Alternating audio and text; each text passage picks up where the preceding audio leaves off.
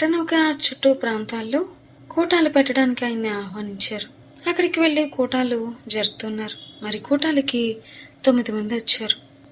అందులో 4 రక్షణ పొందారు, 3 స్వస్థపడ్డారు, 2 పరిశుద్ధపరచబడ్డారు.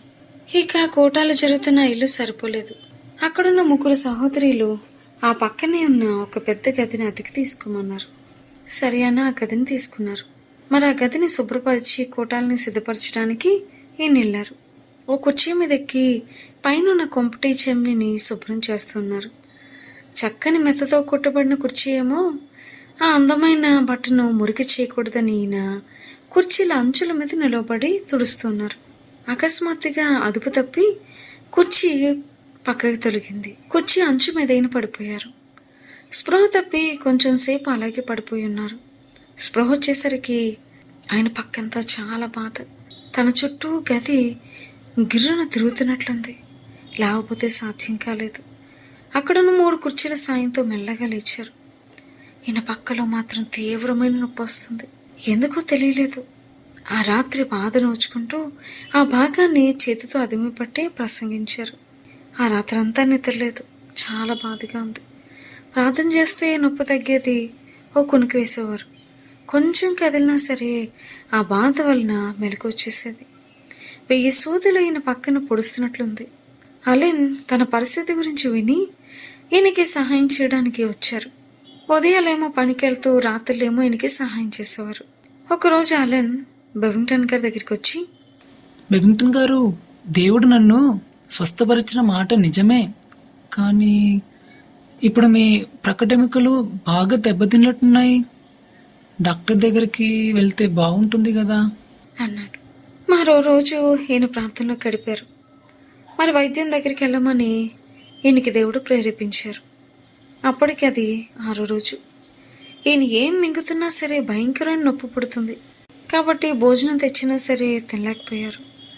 ఓ చేతికర సాయంతో మెల్లగా కాలుచుకుంటూ డాక్టర్ దగ్గరికి వెళ్ళారు.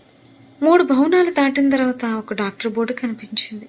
లోపలికి వెళ్ళి చికిత్స కొరకు వేచి ఉన్న రోగుల వరుసలో నిలబడ్డారు. డాక్టర్ గారు ఈయన బాధను చూసి కూర్చోమన్నారు. కూర్చోవడం ఎలాగా అని భయపడుతూ ఆయన మాటకు ఎదురు చెప్పలేక కూర్చోడానికి సాహసించారు. అంతే, చెప్పలేని బాధకు లోనయ్యారు. 45 నిమిషాల తర్వాత ఈయన వంతొచ్చింది. డాక్టర్ గారు ఈయన లోపలికి రమ్మన్నారు. ఈయన తనంతట తాను లేవలేనని 3 పురుషుల సాయంతో నిలబడ్డారు. బెవింగ్టన్ గారు, ఈ ఎడమ పక్క చాలా నొప్పిగా ఉందండి. మరి డాక్టర్ గారు చేతితో ఆ భాగాన్ని పరీక్షించిపోయారు. చెయ్యి ఎత్తాగలగానే బాధకి గట్టిగా అరిచారు ఈయన. అప్పుడు డాక్టర్ గారు, అయ్యా, మీరు చాలా కష్టంలో ఉన్నారు. కొంచెం మొత్తం మంది ఇచ్చి పరీక్షిస్తానే. మత్తు లేకుండానే పరీక్షించండి. ఎత్తు తన్నిందా? లేదండి. మీ ఉద్యోగం ఏంటి? పరిశుద్ధతను బోధిస్తానండి. స్వస్థల మీదో ఉత్తరంలోని గంటకి అండి. ఇక్కడ కూటాలు పెట్టడానికి వచ్చారా? అవును. కూటాలు ఎక్కడ పెడుతున్నారు? మెల్కాక్స్ మిషన్ ఉంది కదండి, ఆ సంస్థలో ప్రారంభించాము.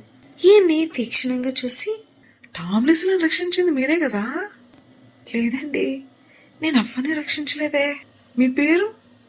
బెవింగ్టన్. అలాంటి పేరు కల్లాయనేనండి. బాగా తెలిసిన వారే నాకు ఈ విషయం చెప్పారు. లేదండి, అది పొరపాటు. ఆ సంభవం అంతా వార్తాపత్రికల్లో కూడా చదివాను. ఇలాంటి పేరే అండి ఆ స్వార్థికునిది కూడా. మిల్కాక్స్ మిషన్లో సభలు జరుగుతున్నాయన్నారు కదా? అవునండి. అయితే ఖచ్చితంగా మీరు ఆ బోధకులు. నేను కాదండి, యేసు ప్రభువే వారిని రక్షించారు. అది తెలుసులేండి, దేవుడే వారిని రక్షించారు. అయితే మరి ఉపవాసం ఉండి వారి కోసం విడుదల పొందే వరకు ప్రార్థించి వారికి మరలా పెళ్లి చేసింది మీరే కదా? ఇప్పుడు వారిద్దరూ కూడా స్థిరంగా నిలిచి ఉన్నారు, వింటున్నాను. సరే, మీకు ఎక్స్రే తీస్తాను. ఎంత డబ్బు ఉంది మీ దగ్గర? ఎక్కువ లేదండి. $10 తీసే ఎక్స్రే ఈయనకు $1కే తీశారు. ఎక్స్రే చూసి, ప్రియుడా, నీ ఎడమ ప్రక్కటెముకలు పూర్తిగా విరిగిపోయాయి. 6 దినాలు ఎలా బతికారు? ఆశ్చర్యంగా ఉంది. ఎక్స్రే పటాన్ని చూస్తూ, ప్రక్కటెముకల్లో మొదటిది 30 అంగుళం చీలిపోయింది. ఆ మధ్య ముక్క విరిగిపోయి వదులుగా ఉంది. రెండవ ఎముక అరముక్క చీలిపోయింది. మూడవది 1/4 అంగుళం చీలిపోయింది. వదులుగా ఉన్న ఎముక ఇటు అటు కదులుతూ ఎంతో బాధ కలుగజేస్తుంది. దీనికి చికిత్స చేయడం నాకు మించిందయ్యా. నాష్విల్లో నాకు బంధువుడు ఉన్నారు. మరి ఆయనకి ఆసుపత్రి కూడా ఉంది. అక్కడ సూపరింటెండెంట్ గా కూడా పనిచేస్తున్నారు ఆయన. ఆయనతో టాబ్లెట్ల గురించి మొన్నే మాట్లాడాను. మరి మీ శస్త్రచికిత్సకి $500 అవుతుంది. ఎముకలు అతుక్కోవడానికేమో 7 నెలలు పడుతుంది. అయితే మీరు ఆసుపత్రిలోనే ఉండాల్సి వస్తుందయ్యా. రేపటికి అన్ని ఏర్పాట్లు చేసి మీకు తెలియజేస్తానండి. $500 7 నెలల ప్రవ్వా, వీటిని మీరు తప్పించగలరు కదా అనుకుంటూ తిరిగి తన గదికి వెళ్ళి మెల్లగా నేలపై పడుకోవడానికి ప్రయత్నం చేశారు. ఏ చిన్న కదలికైనా భయంకరమైన పోటు వచ్చేది. రాత్రి అయింది. అలెన్ వచ్చారు. డాక్టర్ వద్ద జరిగిందంతా వివరించారు. ఏ డాక్టర్ దగ్గరికి వెళ్ళారు అని అడిగారు. వివరాలు చెప్పగానే ఆయన నాకు బాగా తెలుసు. రక్షణ పొందినవాడు. నా స్నేహితుడు కూడా. వీధి ప్రసంగాల కోసం, జైలు కూటాల కోసం నాకు హార్మోనియం కొని ఇచ్చారు. నా ఫ్యాక్టరీలో డాక్టర్ కూడా ఆయనే. పని ఎప్పుడు ప్రార్థనతోనే ప్రారంభిస్తాడు.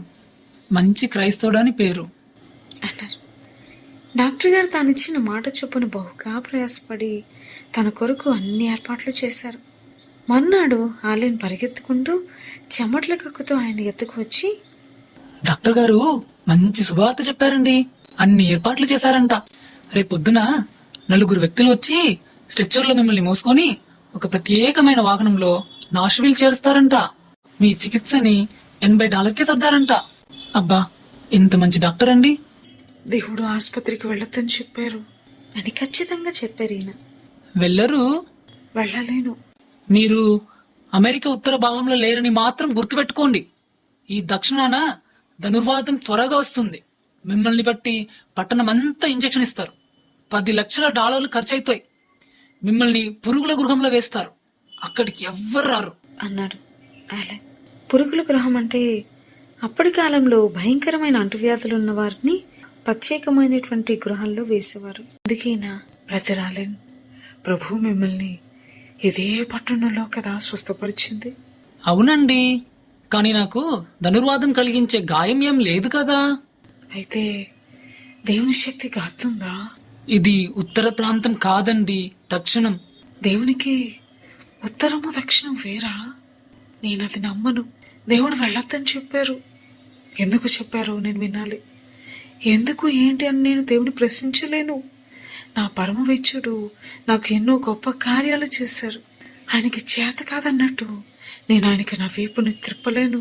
సరే, ఈ పట్టణాన్ని తొందర చేసి $10 లక్షల ఖర్చు పెట్టించి పురుగుల గృహంలోకి వెళ్తే మాత్రం దానికి మీరే బాధ్యులు అని చెప్పేసి అలెన్ వెళ్ళిపోయాడు.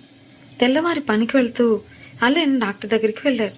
డాక్టర్ గారు ఆయన్ని చూసి, నేను చేసిన ఏర్పాట్లన్నీ గురించి విని బెవింగ్టన్ గారు చాలా ఆనందపడుతూనే ఉంటారు కదా. అయ్యో లేదండి, ఆయన చాలా చాదస్తపు మనిషి. దేవుడు బాగా చేస్తానని చెప్పారు అంటున్నాడు, దేవుడు వద్దని చెప్పారు అంటున్నాడు. ఎంత బుద్ధిహీనుడు. డాక్టర్ దగ్గరికి రాడంట. అయితే నేను పడిన ప్రయాసంత వ్యర్థమేనా? అవునండి, దయచేసి క్షమించండి, ఏమనుకోవద్దు అని అలెన్ తన పనికి వెళ్ళిపోయాడు. డాక్టర్ గారికి పట్టలేనంత కోపం వచ్చింది. తన కోపాన్ని అడుచుకోలేక మున్సిపాలిటీ వారికి తన విషయాన్ని ఫిర్యాదు చేశారు. మరుసటి రోజు 10 గంటలకు మున్సిపాలిటీ నుండి 3 అధికారులు వచ్చారు. వారు ఈయనతో బహు కఠినంగా మాట్లాడి, 24 గంటల టైం ఇస్తున్నాం. మీరు వైద్యుని సాయం తీసుకోకపోతే పురుగుల గృహంలో పడవేస్తాం. వారిచ్చిన గడువులో చేయగలిగినంత ప్రార్థన చేశారు. ఈయనేం చూపోతున్నారా, ఎందుకు వద్దన్నారా అని ఎదురు చూస్తూ ఉన్నారైనా. మరుసటి రోజు వారు పురుగుల గృహంలో చేర్చడానికి ఒక డాక్టర్తో సహా వచ్చారు. ఈయనేమో ఇంకొక దినం కోసము బతిమాలారు. డాక్టర్ గారు ఈయన పరీక్షించి, ధనుర్వాతం అయితే రాలేదు, గాయానికి ఏ చీము పట్టలేదు అని నిర్ధారించారు. అలెన్కి ఈయన మొండుపట్టు మాత్రం ప్రాణ సంకటంగా ఉంది. ఈయన స్థితి ఏమీ మెరుగుపడలేదు. కూర్చోలేరు, పడుకోలేరు. చాలా బలహీనంగా ఉన్నారు. కలవరమైన అలుముకుంది. కానీ కొంతసేపట్లో దేవుడు ప్రజలందరి ఎదుట ఒక సూచిక క్రియ చేయబోతున్నారని మాత్రము ఈయనకు నిశ్చయత కలిగింది. అంతకంతకు తన బాధ ఎక్కువవుతుంది. రాత్రి అయ్యేసరికి దేవుని సన్నిధిని ఆవరించింది. ఈయనకు దర్శనం కలిగింది. ఈయన దేవుని దగ్గర తక్కి తక్కి బహు అల్పునిగా కనిపించారు. అప్పుడు ఈయన దేవుని చేతిలో ఉండడం గమనించారు. ఆయన శక్తి ఈయనపై క్రియ చేయసాగింది. ఈయన పక్కటెముకలు కలుక్కుమని కలిసిపోవడము ఈయనకి వినిపించింది. నీ మహిమ గొప్పది, నీ మహిమ మహోన్నతము అని బిక్కరగా పలికారు. అప్పటికి అలెన్ నిద్రపోతున్నారు. నీ మహిమ గొప్పది, నీ మహిమ గొప్పది అని మాటలు కంటిన్యూగా ఈయన నోట నుండి వస్తూనే ఉంది. ఇక ఈయనకి బాధ తెలియలేదు. గట్టిగా ఊపిరి పీల్చుకున్నారు. నొప్పి అనిపించలేదు. స్వేచ్ఛగా గాలి పీల్చుకున్నారు. నొప్పి అనిపించలేదు. లోతుగా గాలి పీల్చి కూడా చూశారు. నొప్పి అనిపించలేదు. తెల్లవారి అలెన్ లేవగానే ఈయన కుడి చేయి పైకెత్తి, దేవునికి స్తోత్రములు, ఆయన నాకు గొప్ప కార్యములు చేశారు అంటూ లేచి నిలబడ్డారు. తన ఎడమ భాగంలోని పక్కటెముకలు నొక్కి చూశారు. నొప్పి లేదు. పెదప కొట్టి కూడా చూశారు. గుద్ది కూడా చూశారు. బాధ అనే మాటే లేదు. అలెన్ ఈయనకి పిచ్చి పట్టిందేమో అనుకున్నారు. చనిపోతున్నాడు కదా, అందుకే ఇలా అయిపోయాడేమో అని అనుకున్నారు. ఏ సమయంలోనైనా చనిపోతాడేమోనని ఈయన చేతులు అలెన్ వచ్చి పట్టుకున్నాడు. ఈయన, లేదు, దేవుడు నన్ను స్వస్థపరిచాడు. నా ఎముకలు కలిసిపోయే శబ్దం విన్నాను నేను. సర్వశక్తుడు మనుషులకు గ్రహింపు కాని స్వస్థతను దేవుడు జరిగించారు. ఆకలితో కడుపు మండుతుంది కాబట్టి అయినా కడుపార భోజనం చేశారు. గత 8 రోజుల్లో ఒక్కసారి మాత్రమే కష్టంతో భోజనం చేశారు. దేవుడు ఈయన దర్శించిన చోట నేలపై పడి తన హృదయమంతా కుమ్మరించుకున్నారు. దేవుని శక్తి ఈయన మీదకు వచ్చి చెప్పలేని బలాన్నిచ్చింది. ఇక డాక్టర్ గారికి ఈ వార్తను అందించడానికి బయలుదేరారు. వెళ్ళి రోగుల వరుసలో కూర్చున్నారు. ఆ డాక్టర్ గారు ఈయన వైపు చూడడానికి కూడా ఇష్టపడలేదు. ఈయనకి ముందున్న వారికి చికిత్స చేసి ఈయన వంతొచ్చేటప్పటికి ఈయన దాటించేసి ఈయన వెనుకున్నటువంటి వ్యక్తిని పిలిచారు. ఆయన చూపు ఈయన మీద పడాలని ఈయన ఎగిరి ఒక గంతు వేసి నిలబడ్డారు. ఈయన చిటుక్కుని లేవడం ఆయన గమనించి ఆశ్చర్యంతో, ఏమైంది మీకు అని అడిగాడు. నేను స్వస్థత పొందుకున్నాను డాక్టర్. ఈయన తన పక్కటెముకలను గుద్ది చూపి, మీరు కూడా కొట్టి చూడండి డాక్టర్. అలాగే చేశారు. డాక్టర్ గారు ఈయన భుజంపై తలవాల్చి ఎంతో ఏడ్చారు. దేవుడిని స్వస్థపరచే శక్తి ఈ రీతిగా ఉంటుందని నేను ఎప్పుడు చూడలేదయ్యా. నిజంగా దేవుడు మిమ్మల్ని స్వస్థపరచాడు అంటున్నారా? అవునండి, మళ్ళీ ఎక్స్రే తీయండి అన్నారు. అవునవును, ఆ వదులుగా ఉండి విరిగిన ఎముక ఏమైంది నేను చూడాలి అన్నారు డాక్టర్. ఎక్స్రే తీస్తే ఎముకలన్నీ వాటి వాటి స్థానముల్లో చక్కగా మరి ఉండను. డాక్టర్ గారు ఈయనపై పడి మళ్ళీ ఏడ్చారు. మున్సిపాలిటీ వారికి వార్త అందించారు. ఈ డాక్టర్ గారు, బ్రదర్ బెవింగ్టన్, మా గుడిలో మీ సాక్ష్యం ఇవ్వండి. మీ మాటలు సత్యమని నేను డాక్టర్గా నిరూపిస్తాను అన్నారు. వారి కూటమిలో ఈయన ఒక గంట సేపు సాక్ష్యం ఇచ్చారు. అయితే డాక్టర్ గారి భార్య, వారి 23 ఏళ్ల కొడుకు, 19 ఏళ్ల కుమార్తె మాత్రము లోతుగా ముట్టపడ్డారు.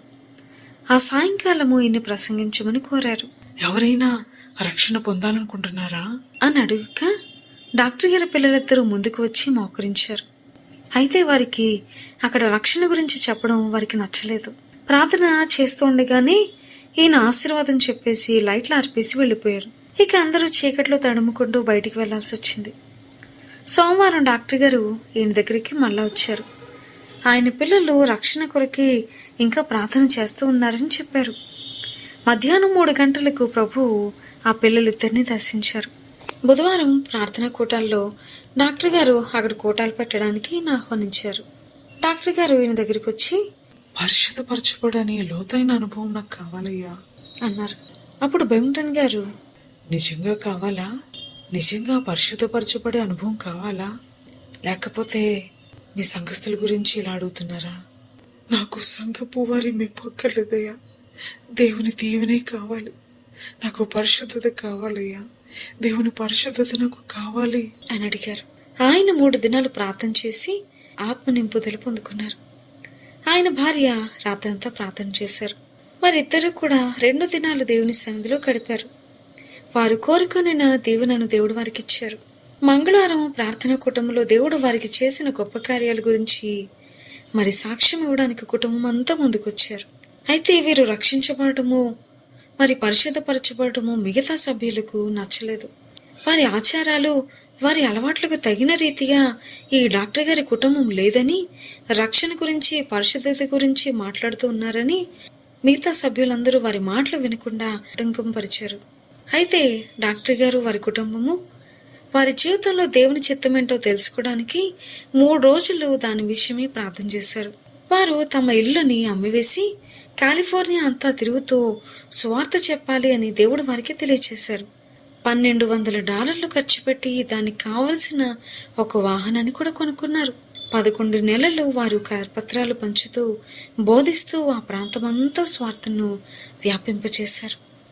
వారి పిల్లలను కూడా దేవుడు పరిశుద్ధపరిచారు. ఆ ప్రకారముగా ఆ కుటుంబం యొక్క రక్షణ అనేకులకు రక్షణార్థముగాను దేవునిగాను మార్చబడింది. పెవింగ్టన్ గారు స్వస్థపరచబడము మరి డాక్టర్ గారి కుటుంబ రక్షణకి కారణమైంది. మరి మనము కూడా దేవుడు చెప్పింది చెప్పినట్లుగా వింటే అనేక మంది దేవుని యొక్క నిజమైనటువంటి ప్రేమని తెలుసుకోగలుగుతారు.